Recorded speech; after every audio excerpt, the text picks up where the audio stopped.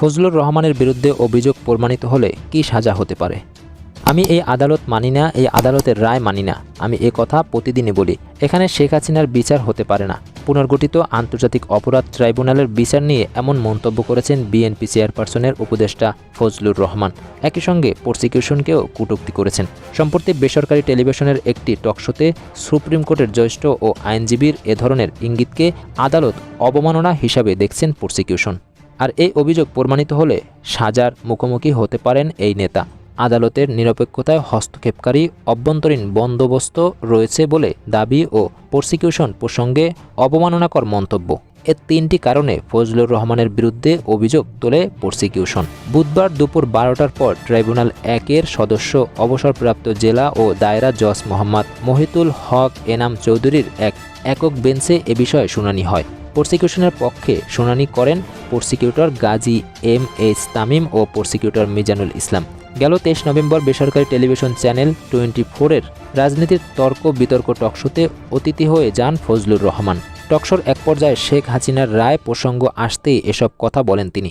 49 মিনিটের টকশোটি পেনড্রাইভের মাধ্যমে এরই মধ্যে ট্রাইব্যুনালে জমা দিয়েছেন প্রসিকিউশন। ট্রাইব্যুনালেও ফজলুর রহমানের বক্তব্যের কিছু অংশ বাজিয়ে শোনানো হয়। ভিডিওতে ফজলুর রহমানকে বলতে শোনা যায়, আমি প্রথম দিন থেকেই বলছি এই কোর্ট মানি না। তখন উপস্থাপক বলেন, তাহলে কি আমরা শুনতে পাইনি? মিডিয়া কি জানতে পারেনি? ফজলুর রহমান বলেন, সবাই জানে, জানবে না কেন? আমার ইউটিউবে শোনেন। আমি এই কোর্ট মানি না, এই কোর্টের বিচার মানি না। এই ট্রাইব্যুনালে শেখ হাসিনার বিচার হতে পারে না। প্রসিকিউশনের সবাই শিবির সমর্থিত বলে টকশোতে দাবি করেন জ্যেষ্ঠ এই আইনজীবী। ট্রাইব্যুনাল আইন না বুঝেই ফজলুর রহমান এসব মন্তব্য করেছেন বলে ট্রাইব্যুনালকে জানান প্রসিকিউটর গাজী এম.এইচ. তামিম। ফজলুর রহমানের আর কোনো পরিচয় আছে কিনা জানতে চান ট্রাইব্যুনাল। পরে বিএনপি চেয়ারপারসনের উপদেষ্টা ও আগামী জাতীয় সংসদ নির্বাচনে এমপি প্রার্থী বলে জানানো হয়। জুলাই বিপ্লব নিয়ে মন্তব্য করায় বিএনপি আগেও তাকে সাময়িকভাবে বরখাস্ত করেছিল বলে জানান প্রসিকিউশন। আদালতকে তামিম বলেন, ফজলুর রহমান দাবি করেছেন যে তিনি ট্রাইব্যুনালকে মানেন না, কারণ এটি 1971 সালের রাজাকারদের বিচার করার জন্য গঠিত হয়েছিল।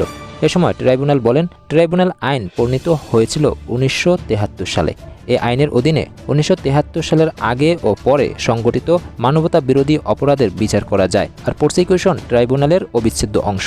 সবশেষ ভিডিও ফুটেজ পর্যালোচনা করে এসব অভিযোগ গুরুতর মন্তব্য করেন ট্রাইব্যুনাল। তাই চেয়ারম্যানের নেতৃত্বাধীন এ বিষয়ে শুনানির জন্য আগামী রোববার 30 নভেম্বর দিন ধার্য করা হয়। প্রসিকিউটর তামিম বলেন, আন্তর্জাতিক অপরাধ ট্রাইব্যুনাল আইনের ধারায় 11(4)-এ বলা আছে যে এ ধরনের অপরাধ যদি কোনো ব্যক্তি করেন তাহলে তার বিরুদ্ধে একটি প্রক্রিয়া ইস্যু করে 1 বছরের বিনাশ্রম কারাদণ্ড ও আর্থিক জরিমানা করতে পারে ট্রাইব্যুনাল।